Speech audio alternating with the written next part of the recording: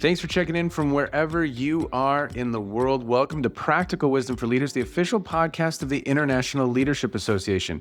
I'm your host, Scott J. Allen, and each week I invite executives and scholars to explore the real work of leadership. This podcast is part of a global community committed to helping leaders thrive.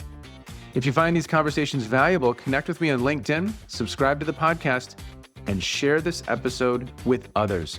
To learn more about me, visit www.scottjallen.net. And now, here's today's episode. Okay, everybody, welcome to the podcast. Thanks so much for checking in wherever you are in the world. This is Scott Allen, your host, and this is the official podcast of the International Leadership Association. So we hope to see you in Toronto this fall. If you are not familiar with International Leadership Association or the global conference, ILA, look it up. It's awesome. It's been my academic home for years.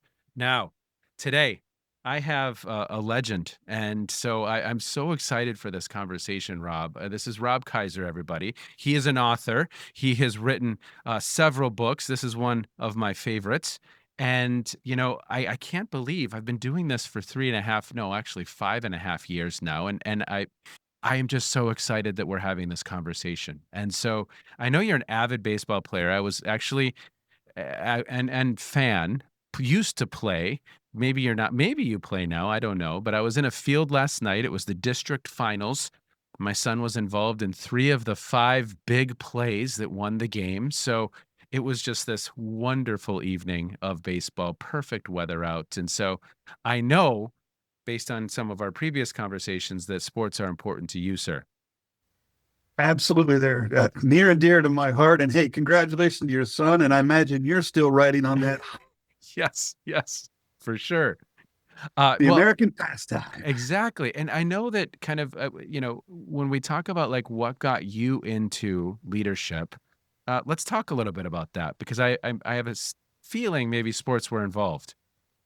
Well, they absolutely were, but I got to back up a little bit. Yeah.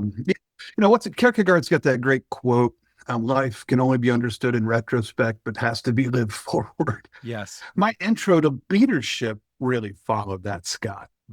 When I was 10, 11, 12 years old, I was really fortunate. I got to play on a couple of sports teams, a football, Pop Warner, and a travel baseball team, the Dell Unser League, before they had Little League everywhere. This is in central Illinois. And man, both of those teams were coached by 2 incredible men. I'm a young kid. I don't know anything.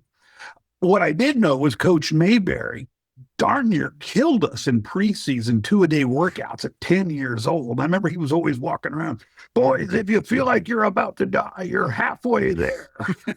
Sounds like you had heard Brooks. Exactly. I mean, we were young. We didn't know what we were doing. But here was the thing Coach Mayberry really did, was he taught us to play as a team. And it wasn't just him. He had a coaching staff of guys he worked with at a local factory. This wasn't daddy ball. They didn't have kids. They were passionate about young boys becoming men in the game of football. Yeah. And I remember the night before our first game, he gets us all down at the end of practice. We're all on to take a knee, get a water. And he's down on his knee too, kind of scanning, looking at all of our eyes. He's got this raspy voice, and he says, boys, I don't know much, but I do know one thing. A team apart is easier to rip apart than a team together. And we're all like, yeah. Then he says, you might not be the most talented. You might not win, but I will guarantee at the end of 4 quarters, they will know they've been hit by the Mount Zion Braves. You're fired up. You're fired up. Just thinking about Coach Mayberry the hairs are literally standing up back of my neck. I didn't know what I was watching, Scott. I just knew what I felt. Yeah. We had really good success. I think we lost 1 game in 3 seasons. Wow. And I'm still in touch with a lot of those guys. But let me make the contrast for you. Here's the connection. I get to high school, same group of guys. Yeah. Mediocre team. Coach not nearly as committed to the team. A lot of politics. Superintendent's kid gets the start, even though he should be third on the depth chart, that kind of thing. Yep. And I checked out of sports by my junior year. I got into rock and roll bands instead. I thought, enough of this. Yeah. But it was in college in an organizational psychology class section on leadership. It all snapped into focus. Hmm. That was the difference. Yeah. Yeah. And the difference that one individual makes. I mean, it's just whether that's in the classroom, whether that's on the ball field, whether that's as your manager, direct supervisor. I mean, my first job, I was a janitor. Like literally every night for 4 years in high school, I went to school, went to practice. After practice, I was a diver. So after practice, still smelling like chlorine, I drove to Marsden building maintenance and I cleaned bathrooms. And at the kind of when I tell you that, that doesn't sound very fun, but it's probably one of the best jobs I ever had. I had a supervisor in Mike, and Mike was this big guy. He basically sat down next to the dumpster all night long. But Mike cared about us. Mike helped us understand why what we're doing was important. He would praise us when we did do a great job and when we got like kudos from some of the different offices in the building. We actually took pride. He would say things like, yeah, my boss is coming, but I'm not worried because you all have this place looking perfect. Right. And so it's this weird thing where I'm cleaning 12 bathrooms in a night. Right. That's at least part of the night for 4 hours. But we had this pride in the either the pattern in the vacuuming on the carpet. He would come down and he would say, great patterns up there in, IBM, you know? And so, Right. and so, but that could have been a horrible job. And then I was working with some other guys and we became friends and some of my friends came and worked there. That made it even more fun and enjoyable. I'd listen to music. You're talking about rock and roll. I'd put in Neil Young's Harvest Moon and I'd just kind of start vacuuming and emptying trash. But he was an incredible guy, made all the difference in the world, all the difference in the world.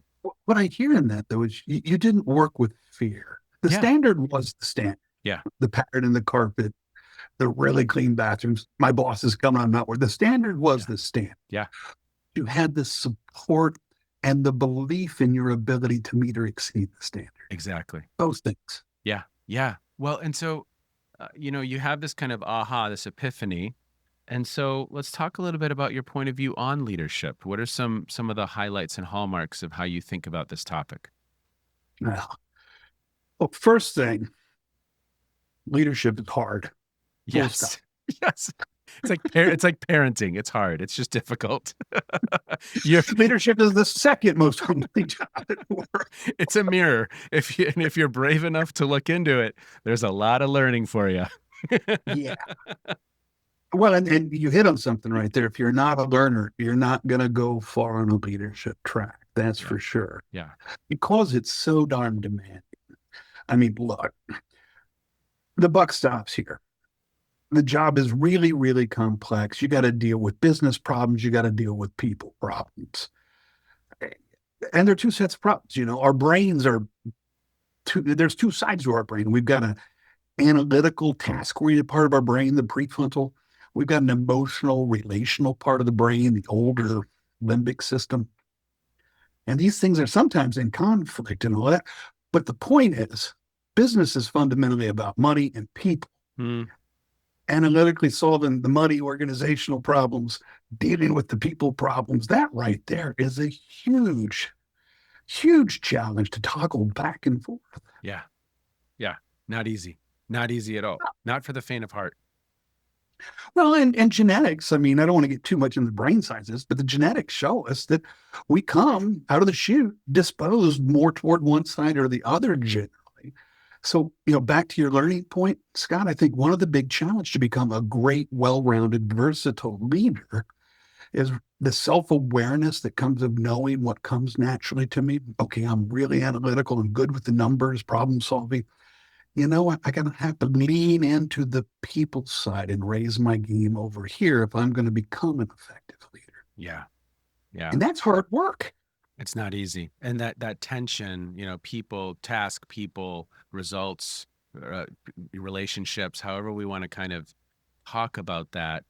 Yeah, I agree 100%. I think most people have, they jump in and they get right to the task, or Maybe they're a little more skilled at the relational side, but maybe they struggle a little bit with difficult conversations, conflict, a lack of harmony sometimes. It's kind of baked into the role and setting deadlines, hard numbers that we need to meet. It's fascinating what it requires of an individual. That's exactly it. So, first thing I would say on my point of view of leadership is it's really dang hard, and largely because you've got to strike these various balances. Yeah. Of course, you just named the big one that the leadership scholars have always talked about: Yep. task, people, what Yep. have you. Yep. But we can throw in a number of dichotomies or dualities that feel paradoxical: short term results, long term value creation, innovation, stability to get traction. I mean, there's any number of these things. Then I always go back to that Taoist symbol, the yin yang, Yeah. Yeah. and the reminder that it's not either or, it takes both and in a harmonic kind of dynamic balance. Yes. Yes. Well, and this gets into your perspectives around versatility, right? I mean, Exactly. That's where it all came from. I mean, look, so I go back, 30 odd years when I was at the Center for Creative Leadership, and I'm getting exposed to all this stuff fresh out of graduate school. yeah. I'm like a kid in a candy store. This is like mecca for leadership. Well, you were with some pretty incredible thinkers, right? I mean, that the water in that space at that time, not that it's not there now, but that there's some legends, right? It was a special time to play cards with Mike Lombardo, have lunch with Morgan McCall, Yes. to have Randy White take me out for a drink. All of these, luminaries. And I was a kid, I fresh and bright-eyed and bushy-tailed. But here's where it came together in my head, Scott. First off, Morgan and Mike's seminal studies on derailment. Of course, they were done 10 years before I got there. Yep. But one of the key insights was that, which was fresh thinking at the time, was a strength can become a weakness through overuse. Yep. Right? The same things that got these people to the top, took them over the edge in excess. And then I'm looking at all these assessments. I was an assessment nerd. I guess you could say I was part of the analytical brain, a little bit bigger than the relational. I loved assessment, psychological measurement. And I'm reviewing all of these tools we use for giving feedback, self-awareness, all that stuff. And nowhere in 360s at the time did I see any space for strengths overused. No, we had all these 5-point scales, as if more was better.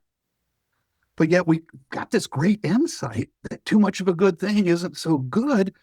Well, gosh, shouldn't we reflect that in our ways of helping executives learn, grow, and development? Yes. Yes. So the first thing I did, I should say we did, as we kind of put this point of view together, was create a place in assessment for too much of a good thing. So instead of the 5-point scale, we rethought it as the Goldilocks scale. Yep. Too little, just right, too much. And give those coworkers a way to let leaders know when they've crossed that line. Yeah. Yeah. But here's the other thing that happened. I studied philosophy in college as well as psychology and statistics. And from Hegel all the way back to the Taoists and all of that stuff, I was always taken by this interplay of opposing forces. Yeah. And you look at the leadership literature, going back 100 plus years, people who've studied what leaders do have always formulated in contrasting pairs. Right? Yeah. Yeah. Transformational, transactional, task, people, innovation, stability.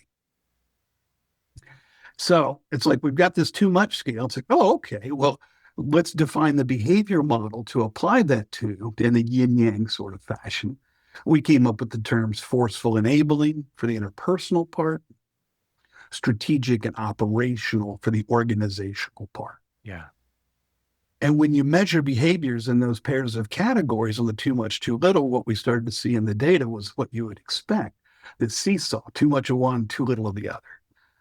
And very few leaders who struck a balance on how they lead, what they lead, strategic and tactical. Yeah. What have you learned about their own perspective on their balance over the years? Is it often skewed based on what others thought? Great question. You know, one of the things I have become really sensitized to and compassionate about is just how hard self-awareness is to achieve. Yes. Now, listen, when I was Again, younger, the mirror, if you're willing to look in it. exactly.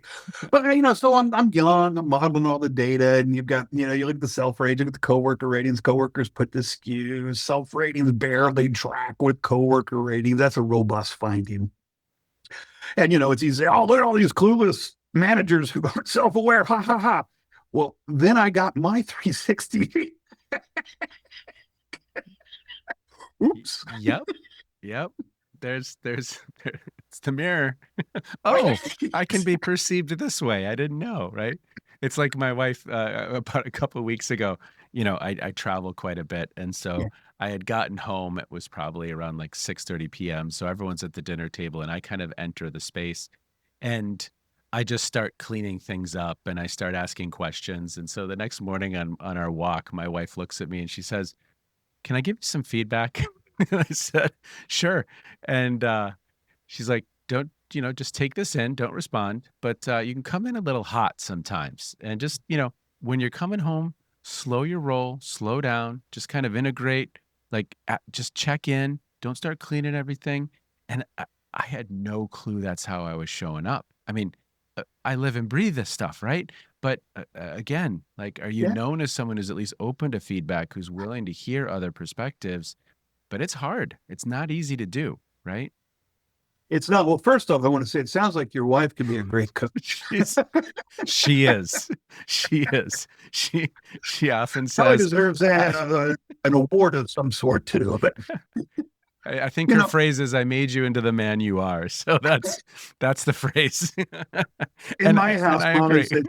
Molly says in our house, Molly says she domesticated me. Exactly. And a lot of truth in that. But I want to bring it back around. The reality of self-awareness, Yeah. Scott.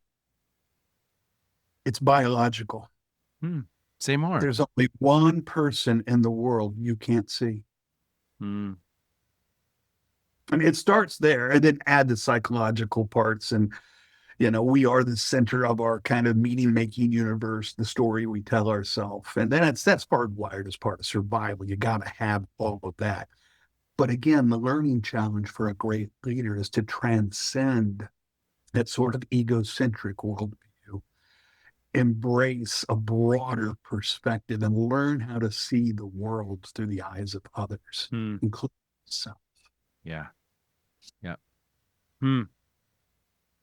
Okay, so let's say someone wants to become better. They want to be a great leader. They want to be more self-aware. What are some things you think about there? How do you think about that puzzle? Because that for me is just I I, I often say my mission is how do we better prepare people to serve in these really challenging roles? Because Yeah. we again back to what you said originally, we know what it feels like to be in the presence of someone who's doing this work well and we know what it feels like to be in the presence of someone who struggles. They do lean too far to task. They aren't self-aware in how they're showing up. That's a hard place to be, and ultimately it costs organizations. Well, Gallup would say billions and trillions around the world, right? When you have people in positions of authority who maybe aren't doing that well. So, how do you think about that? I'm super curious. Yeah, it's a great question, one I have thought about for a long time. I don't claim to have all the answers. I have a way of thinking about it that seems useful. Nice.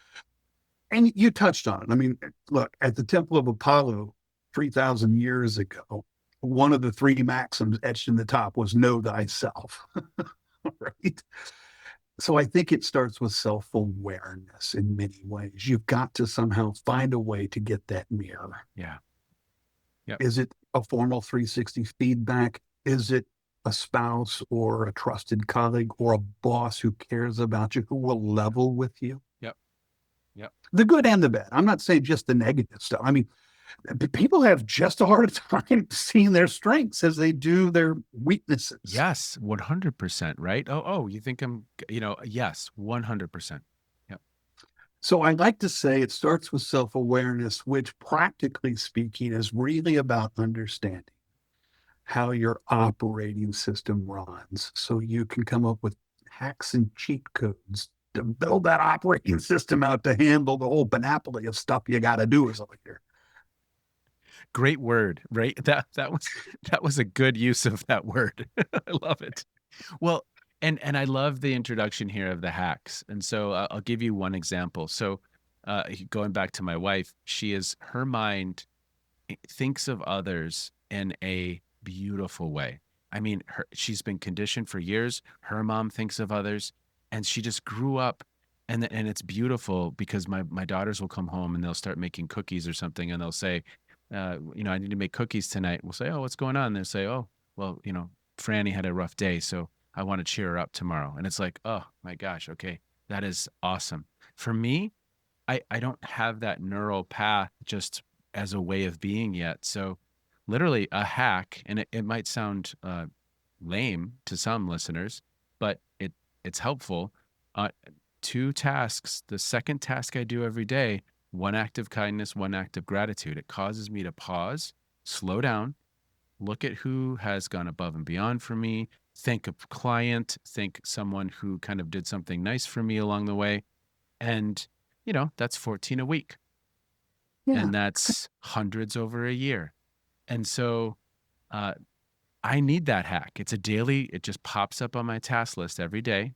And I need that reminder because that's the Yep. kind of person I want to be, but I'm not there yet. Kind of like So you've running. got I'm not there yet. I have a growth no, mindset. no, no.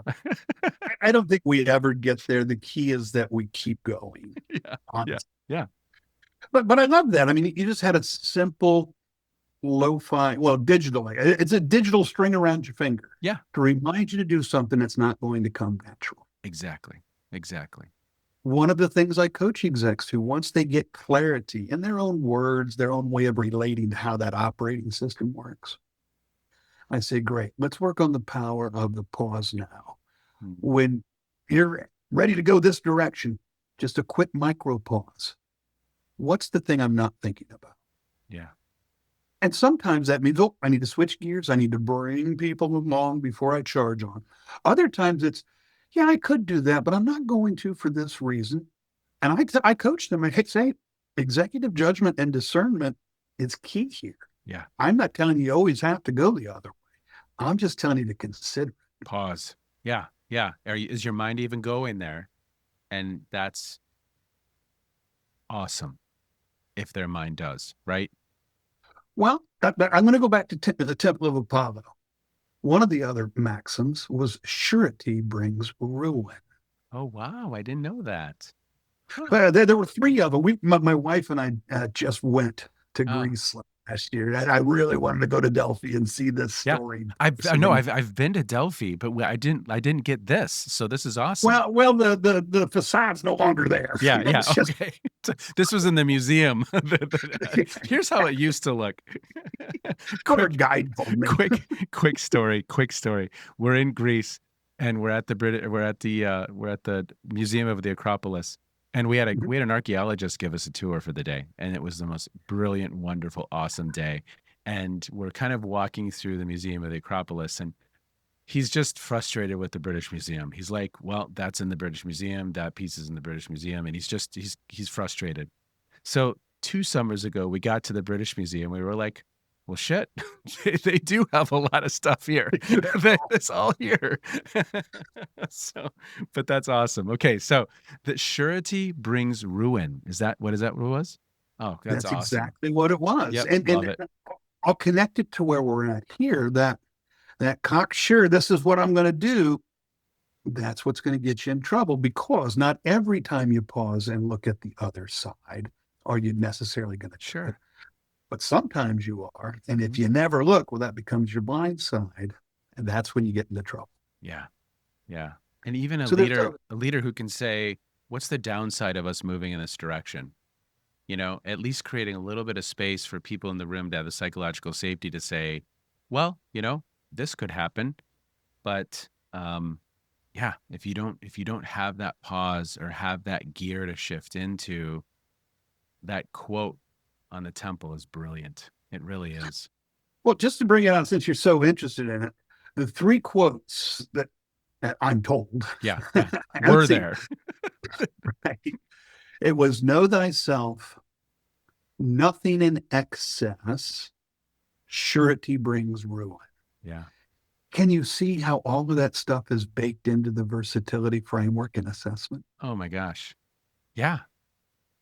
And I didn't even know that. I mean, I was exposed to the ancient Greek philosophy in college and all that, but that wasn't my driving thought. Oh, I got to represent this and transpose it to leadership.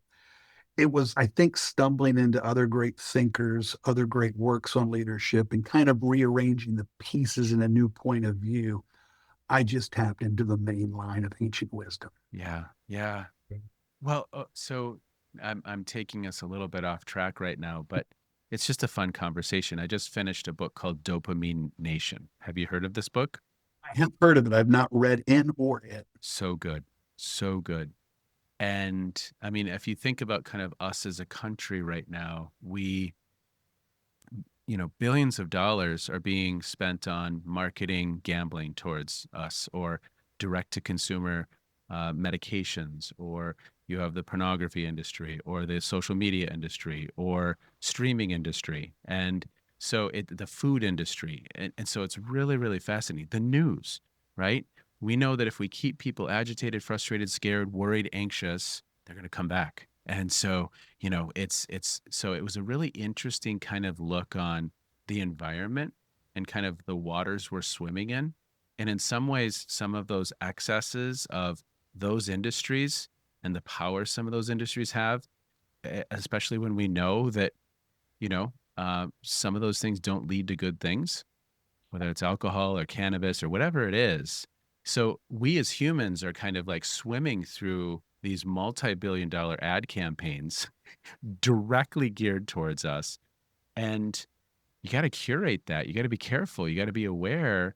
But that whole notion of excess and that whole notion of like being out of balance, I think in some ways we've let things get a little bit out of balance of what's probably healthy for us. Whether you look at the food system in Europe versus the United States, I mean, there's just it's a fascinating read for listeners. And Rob, I hope you check it out. It's very, very good.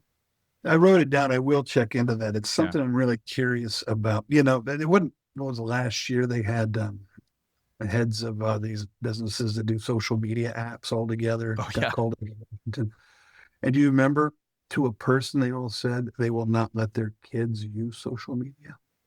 Yeah, I mean it's addictive, and billions of dollars are being spent. I think I was listening to a book this morning, and in that the author quotes Reed Hastings from Netflix, and Reed said something to the effect of, in 2017, one of our greatest competitors is sleep. So we're trying to keep you from sleeping. Social media is the big tobacco of this generation, Scott. Oh, 100%. 100%. Yeah. And All so right. So we're yeah, way yeah, yeah, over here. yeah, yeah, yeah. Okay. Developing leaders. What else do we need to have Developing on the radar? self-awareness. How does your operating system work? What are the hacks? What are the cheat codes? Yeah. One. Two, one of my best coaching techniques is so simple. Hmm. Identify someone who's really good at what you want to get better at. Yeah. Use them as a positive role model. Observe them in action. Yeah. Approach them and ask them if you can take them to lunch, buy them a coffee, pick their brain. Yeah. Learn from the people around you. Yep. Yep. Who are those thinking partners? Who's mastered it themselves? Who models that beautifully? Are you surrounding yourself with those individuals? Seek, seeking those individuals out. That's brilliant. Yeah. So that's another thing. And then the third thing, I mean, self-awareness, understand myself, watching good role models. The rubber meets the road with behavior. All Hmm. right. So now you've got to in this sort of way. Then the little reminders and those kind of tools that you talked about. Those are helpful, but you also have to develop some behavioral skill. And that means you got to start doing this stuff. You got to practice. Yeah. And that's where it gets scary. Hmm. It's scary because it can feel risky, Yeah. I've relied on this set of tools and it's got me this far. I know it worked to some degree. Maybe it's not working as well as it could, but boy, this stuff over here is so untested. Yeah. So a lot of the coaching and development there, let's identify fairly low risk opportunities to experiment. Yeah. And this can run the gamut. Like I remember one guy was scared to death of really delegating responsibility to his team. Yep. For all the usual reasons. Yep. I said, well, let's start with this. Why don't you let the kids pick which restaurant you go to this weekend? Why don't you let your wife pick what we're going to stream tonight? I mean, we literally started on square one with this guy.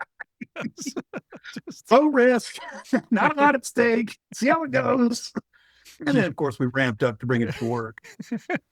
Yeah, you might end up at Chick-fil-A, but that's okay. Just sit with it and be.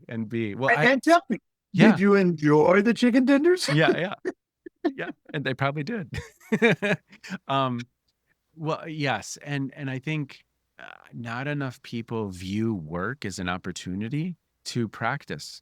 And, so I think people are at work right now, millions, billions of them, but are they practicing anything? Is anything on their radar, large or small, as an opportunity to, again, okay, I'm going to pause before we jump forward. I'm going to pause. I'm going to ask the team, what's the downside of this decision? And whatever it is, we have 8 hours a day, 5 days a week, many of us. There's an opportunity to practice. And so I love that you're bringing that into the coaching. And I love that you're also making it small. Like, we're not trying to shift your behavior overnight, but you're in the game at least, right? Yeah, you're getting in. Let's start in the shallow end. Well, I mean, it's no different than I think back to our conversation around sports. If I want to create a football player, where do I start? If I want to create a baseball player, where do I start? I don't start in some places that we start sometimes in leadership education, talking about systems and such. Well, that's completely the wrong, that's the 747 that, let's start with a Cessna and kind of build our way up. Let's stack up to the big stuff, guys. My freshman leadership class on complexity, Ugh. Oh. Well, that's part of it. And there's any number of examples I could throw out there, but I think the point is made. Scott, I have had the privilege of working with a number of extraordinarily capable and also a number of extraordinarily incapable of senior people in my career. And I have respect for all of them. I mean, it sounds judgmental, but what I mean by saying that is I've seen a wide spectrum of senior execs and their development challenges. I want to say this. We talked about 3 things you got to do to become a great personal leader. Yeah. But there's a 4th thing I want to talk about, and I think it underlies all of it. Okay. It comes down to identity and how you see yourself. Okay. Say more. I'm intrigued. Well, what drives a person to overdo this behavior and avoid that behavior? Yeah. Well, in part, is they have an over-idealized conception of these behaviors. Let's say it's forceful, it's driving, it's getting results, racking up points. That's the premium. And I'm a winner. That's what I do. Yeah. I'm not a loser. I'm not namby-pamby. So they under-idealize the other side. Yeah. And in that process, they over-identify with the preferred side, and they disidentify with the other side. Yeah. And I always notice this. The thing they identify with, they describe in glowing terms. Wow. Other side, though, it's not fair and balanced. They describe in pejorative terms. It's more of a caricature. Yes. I just had a leader, a potential coach, a potential engagement that I was having a conversation with my entry point into the organization yesterday. And she said that this leader views education and leader development as just touchy-feely. That we don't want touchy-feely, right? So is that an example of someone who's dead giveaway, right? Like dead giveaway. when I'm mentoring our coaches, through our system here at Kaiser, That's one of the things I sensitize them. Look for the language they use. The term I use is look for where the bad attitude is. Yeah. Exactly. Because you're exactly, I mean, yes, it is not all about touchy-feely but you know what? Self-awareness. And what I said to her was, well, there's real numbers behind what happens when someone isn't skilled at the touchy-feely stuff. You know, There is. Yeah, being able to build a relationship with another human being. There's real numbers behind the downsides of that, right. right? But, Oof. but you know, Scott, all the data in the world is not going to convince somebody. Yeah. No, you're probably exactly right. Some folks it will not for sure. Yeah. They have to have a lived experience for the tumblers to fall into place. And Yeah. look, can I give you an example? Yeah, please. One of my favorite coaching techniques early on in the relationship, try to suss out their mindset and those identity attachments. This is a real person, a very senior guy, a global company. He ran a big chunk of business, so very successful track record. Former D1 college athlete, about 6'4", broad shoulders, jutting jaw, the whole pack. Got the image? Yeah, I do. I have the picture. Yes. I said, Rick, what one thing more than anything else do you think great leaders do? And he said, that's easy, Rob. The best leaders bring a brutal width of clarity. A brutal width of clarity. What do you mean by that? Well, they're crystal clear on what we're going to do, what we're not going to do. They call balls and strikes, and they let you know where you stand, even if it's not very tall. Okay.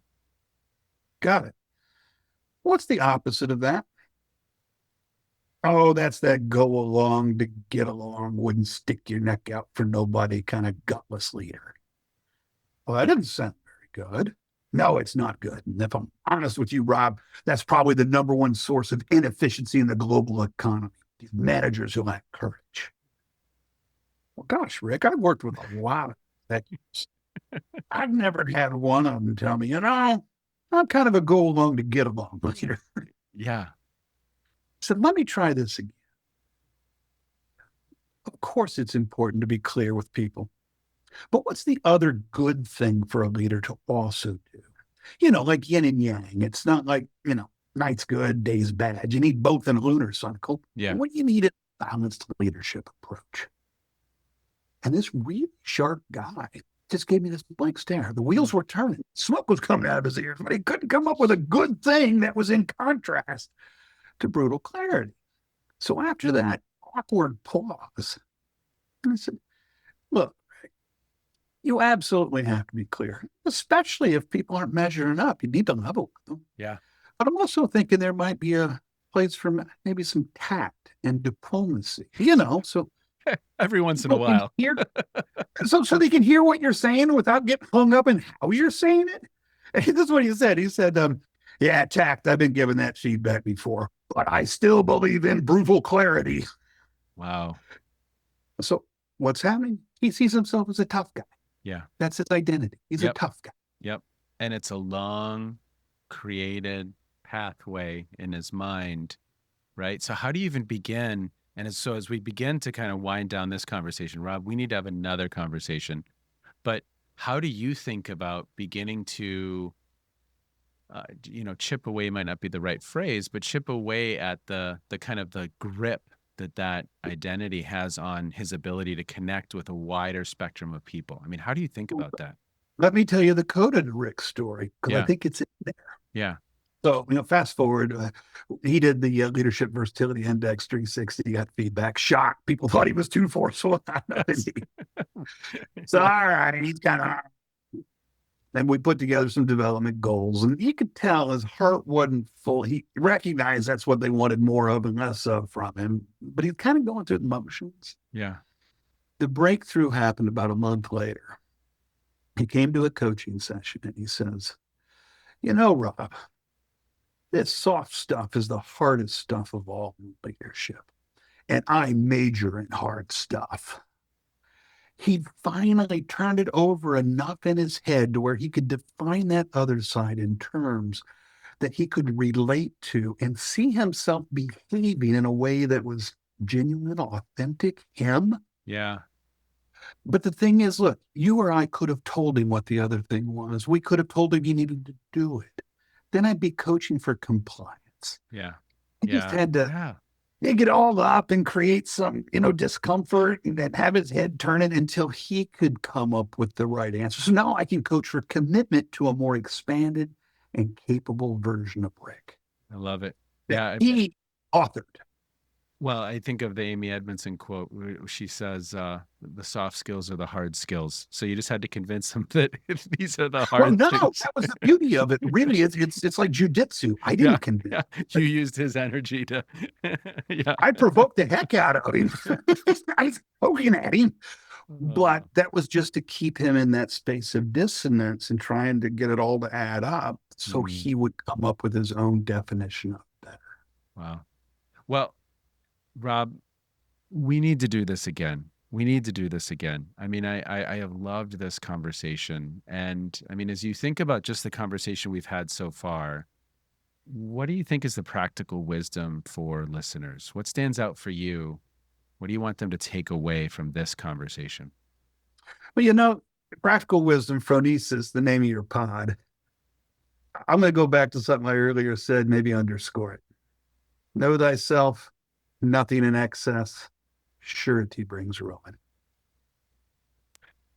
Right? I mean, they knew these things back then.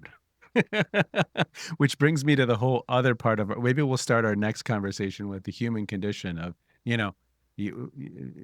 these concepts have been around for years. And so how do we as humans better live into them? I mean, it's a fascinating puzzle. It really, really is. But I love those three. And I appreciate you bringing those to my attention today. Those are awesome. Maybe that's what we'll call the episode. The three things you need to have on your radar to start. Ancient wisdom with Scott. Yeah, exactly. Oh, well, sir. Scott, I want to say thanks a lot for having me on. And gosh, if you'd like to have me back, this has been a kick in the pants. I always enjoy talking with you. So put it on the dance card. Awesome. Thank you, sir. Be well. We'll do it again. Take good care. Thank you so much for listening to Practical Wisdom for Leaders, the official podcast of the International Leadership Association. Be sure to leave a rating, share this episode with someone in your network, and visit the show notes for links, references, and additional resources. You can also subscribe to the Practical Wisdom for Leaders newsletters for more insights and resources. Link is in the show notes. I lead retreats for senior leadership teams, conduct engaging workshops, and deliver inspiring keynotes for organizations across industries. To learn more, visit www.scottjallen.net. Until next time, keep changing lives.